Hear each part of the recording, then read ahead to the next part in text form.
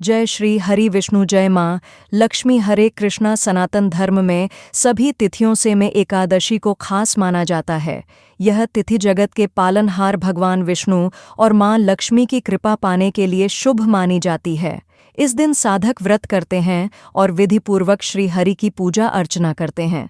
धार्मिक मान्यता के अनुसार कामदा एकादशी व्रत करने से सभी पापों से छुटकारा मिलता है। हर साल चैत्र महीने के शुक्ल पक्ष की एकादशी तिथि पर कामदा अर्थात फलदा एकादशी का व्रत किया जाता है और इस बार यह तिथि 8 अप्रैल को है। 8 अप्रैल मंगलवार को ही एकादशी का उपवास किया जाएगा। इस दिन भगवान विष्णु और महालक्ष्मी जी की पूजा करने का व्रत रखने का विधान है।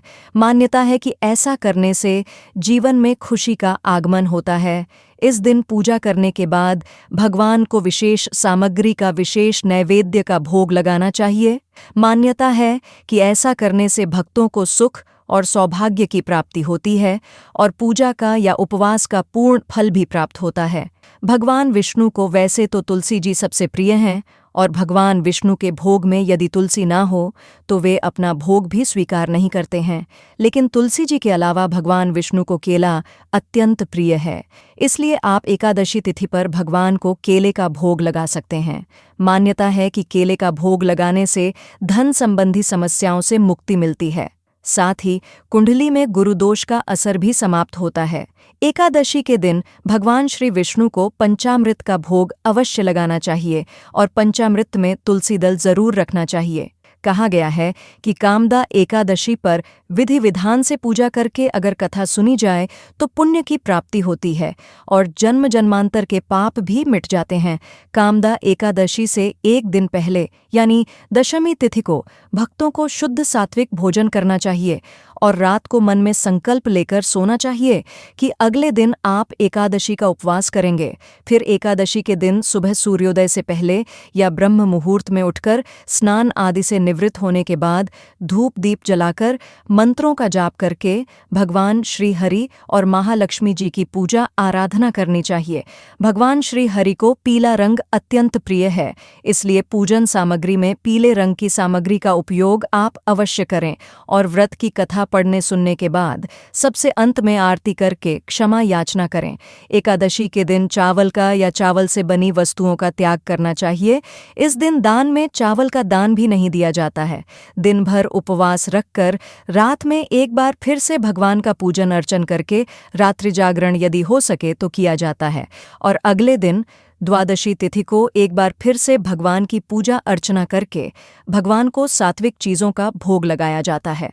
इस दिन आप खिचड़ी का मीठे पीले चावल का भोग लगा सकते हैं, जिसमें तुलसी पत्र जरूर रखें।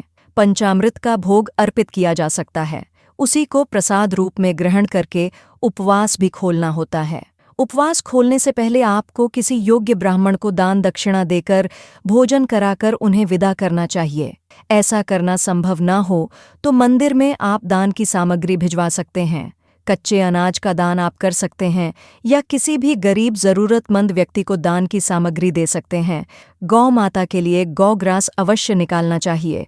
शुभ मुहूर्त बीतने के बाद यदि व्रत खोला जाता है तो व्रत अधूरा माना जाता है, इसीलिए व्रत का पारण हमेशा शुभ मुहूर्त में करना चाहिए। व्रत कभी भी हरिवासर के समय नहीं खोलना चाहिए और हरिवासर का जो समय होता है वह द्वादशी तिथि का प्रथम 1/4 पहर होता है। अब जानिए एकादशी के शुभ मुहूर्त के बारे में और व्रत पारण 12 मिनट पर समाप्त होगी। सनातन धर्म में उदया तिथिमान है। इसका तात्पर्य यह है कि सूर्योदय से तिथि की गणना होती है।